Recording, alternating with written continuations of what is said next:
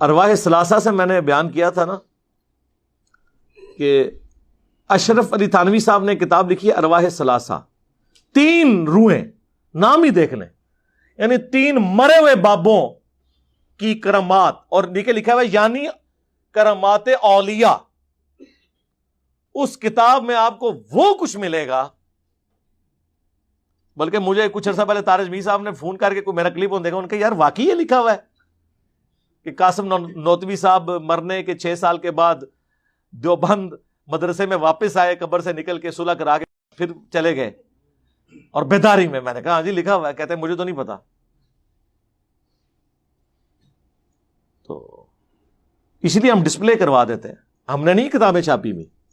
جائیں پوچھیں کہ بزرگ یہ لکھ کے جو کچھ گیا ہے یہ کرامات اولیاء ہے؟ بریلویوں کا مردہ نکل آئے تو شرک، دیوبندیوں کا بابا نکل آئے تو توحید۔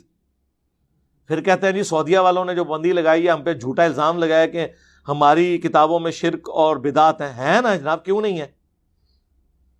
وہ آپ نے چشمہ دوسرا لگایا تھا نا، آپ کو صرف بریلویوں کی نظر آتی تھی، وہ اہل حدیث تو دونوں کو اوپر سے ایک نظر سے دیکھ رہے ہوتے ہیں نا، کہ کام انہوں نے بھی ڈالا ہوا ہے، کام انہوں نے، جس طرح میں بھی کہتا ہوں پابندی نہیں ہونی چاہیے، یہ غلط ہے، سلیبس کو چینج کروائیں، ریاض الصالحین شروع کروائیں، میری ویڈیو اس پہ پہلے آ چکی ہے، کام تو ڈالا ہوا ہے انہوں نے۔ اسی ارواح ثلاثہ میں لکھا ہوا ہے کہ جی ایک دفعہ رشید احمد گنگوئی صاحب نے مدرسہ دیوبند کے بانی جو ہیں قاسم نانوتوی صاحب، ان کو پبلکلی کسی جلسے کے موقع پر یا پبلک گیدرنگ کے اندر انہوں نے ان کو پبلکلی چارپائی پہ لٹایا، پھر خود ساتھ ان کے لیٹ گئے، پھر کروٹ ان کی طرف کی، پھر عاشق صادق کی طرح ان کے سینے پہ ہاتھ رکھا۔ یہ الفاظ اس میں لکھے ہوئے ہیں، یہ میں نہیں کہہ رہا۔ اور اب اتنا کچھ اگر کسی کے ساتھ ہو رہا ہو تو اس بیچارے نے بولنا ہی ہے نا آگے سے۔ تو قاسم نانوتوی صاحب جو مدرسہ دیوبند کے بانی ہیں، انہوں نے کہا کہ میاں یہ کیا کر رہے ہو، لوگ کیا کہیں گے؟ تو رشید احمد گنگوئی صاحب فرماتے ہیں کہ کہنے دو لوگوں کو، یعنی اگر میری زبان میں آسان کہنے دو، یہ تو ہے ہی بٹ دماغ نے، انہوں نے اتنا دماغ ہے کہ یہ سوچن کہ بابے بھی غلط ہو سکتے ہیں، لیکن ان کو نہیں پتا تھا کہ آج وہ وقت آ چکا ہے کہ لوگ گلی گلی کہہ رہے ہیں کہ بابے تھے، شیعہ ہی کوئی نہیں۔ دیکھو وہ جو المحنت میں لکھا ہے نا، ہم بزرگوں کی قبروں اور سینوں سے فیض لینے کے قائل ہیں۔ تو قبروں والا واقعہ تو میں نے آپ کو بتا دیا، وہ دیوبند مدرسے کے بانی قبر سے نکل کے صلح کروا کے واپس چلے گئے، اور اس میں تو الفاظ ہیں کہ وہ مولانا کہتے ہیں کہ جی سردیوں میں بھی ان کو پسینہ اتنا آیا ہوا تھا کہ ان کی وہ چادر، وہ سارا لحاف بھیگ چکا تھا۔ تو میں نے کہا حضرت آپ کی کیا حالت ہے؟ وہ کہتے ہیں ابھی بھی حضرت نانوتوی آئے تھے، مردہ قبر سے نکل آئے تو صرف پسینہ نہیں نکلتا، خواب میں نہیں، یہ بیداری میں۔ تو یہ قبروں سے فیض تھا، لوگ کہتے تھے سینے سے فیض، سینے سے فیض ہے جی۔ وہ ان کی طرف کروٹ کٹ کے لیٹے اور پھر اپنا ہاتھ ان کے سینے پہ رکھا، یعنی وہ کنیکشن انہوں نے بحال کیا، سینے کو انہوں نے فیض دیا، یا لیا تو نہیں ہوگا، ظاہر ہے وہ قاسم نانوتوی تو ان کے شاگردوں میں آتے ہیں، وہ ان کے شیخ ہیں۔ یہ تو تھی جناب پہلی قسط اس کی، دیکھو اس دے بھیجے۔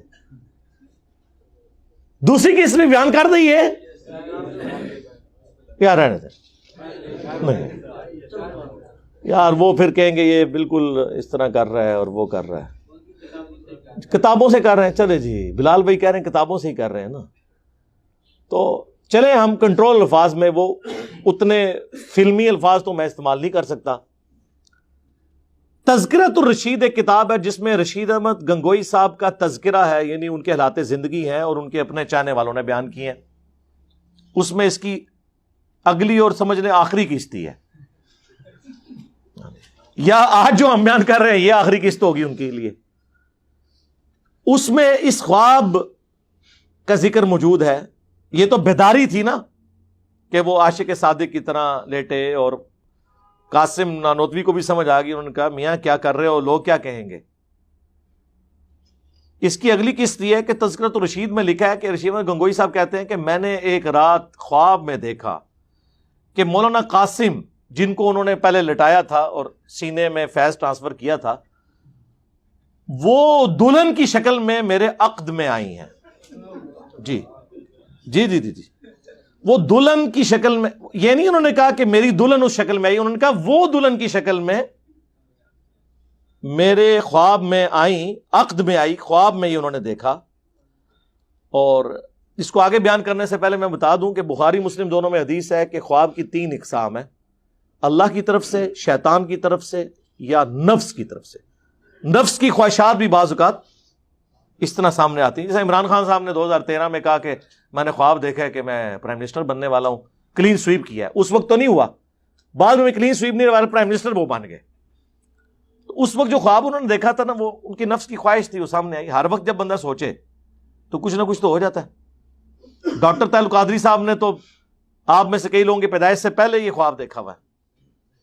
تو نفس کی خواہش ہی تھی نا، ہوئی تو نہیں، کوئی غیبی خبر تو نہیں تھی وہ والی.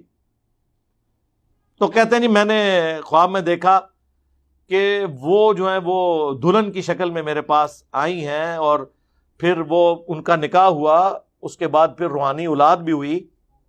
ہاں جی. اور اس کے بعد یار یہ اگر کسی کو خواب آیا بھی تھا تو ظالموں اس کو لکھنے کی کیا ضرورت تھی. اور اس میں وہ لکھتے ہیں، اور پھر آگے اب لکھنے والے کو بھی شرم نہیں آ رہی، اب اس کی وہ تعویل کر رہا ہے. وہ کہہ رہا ہے جی یہ خواب کی تعبیر اصل میں یہ تھی کہ مولانا قاسم نانوتوی صاحب نے رشید احمد گنگوئی صاحب کے شاگردوں کی، اسٹوڈنٹس کی تربیت کرنی تھی بات میں. تو اس سے انہوں نے یہ بھائی تربیت کرنے کے لیے بیوی بن کے ان کے عقد میں آنا اور پھر اس سے اولاد پیدا ہونا، یہ پورا کام ہونا ضروری تھا. اگر یہ سمجھتے ہیں نا کہ اس خواب میں کوئی مسئلہ نہیں ہے تو سر بیان کرو. پوری دنیا کی دیوبند کی مساجد میں اگلی دفعہ یہ خواب بیان کیا جائے بزرگوں کی کرامات کے طور پر. بھئی جو چیز ہوگی آپ فخریہ بیان کریں گے نا، جس عقیدے سے آپ لوگ منہ چھپاتے پھریں. تو صحیح مسلم کی حدیث ہم آپ پہ فٹ نہ کریں، گناہ وہ جو تیرے دل میں کھٹکے اور تو اس بات سے ڈرے کہ لوگ اس پر مطلع ہو جائیں. چلے آپ تشریح کے ساتھ بیان کرتے ہیں، لیکن ان کو پتہ ہے کہ اب لوگ جو ہیں وہ بٹ دماغ نہیں ہے. لوگ تو پوچھیں گے میاں یہ کیا ہوا. اسی لیے میں نے اپنے اسٹوڈنٹس کو کہا کہ ان کو آپ سمجھانے کے لیے پورا واقعہ لکھیں گے تو ان کا دل دکھے گا. آپ صرف لکھ دیا کریں میاں، آگے وہ سائن اس طرح، وہ جو سیدھی لائن اور نیچے چھوٹا سا ٹھمکا، ایکسکلیم ود جوائے یا ایکسکلیم ود سارو، وہ سائن ڈال دیا کریں. تو اب یہ چیزیں انہوں نے کتابوں میں چھاپی، ہم صرف راوی ہیں بیان کرنے والے. ان کا دین اس قابل نہیں ہے، ان کے بابوں کا دین، کہ اس کو یہ بیان بھی کر سکے. ہمیں کراچی سے اگلے دن اکیڈمی میں کال آئی. تو کراچی کے ایک مفتی صاحب مشہور زمانہ لطیفوں والے، ان کے وہ نمازی بھی تھے، اور کہتے ہیں میں علی بھائی سے اتنی نفرت کرتا تھا. میرا بھائی مجھے کہتا تھا سنو، لیکن میں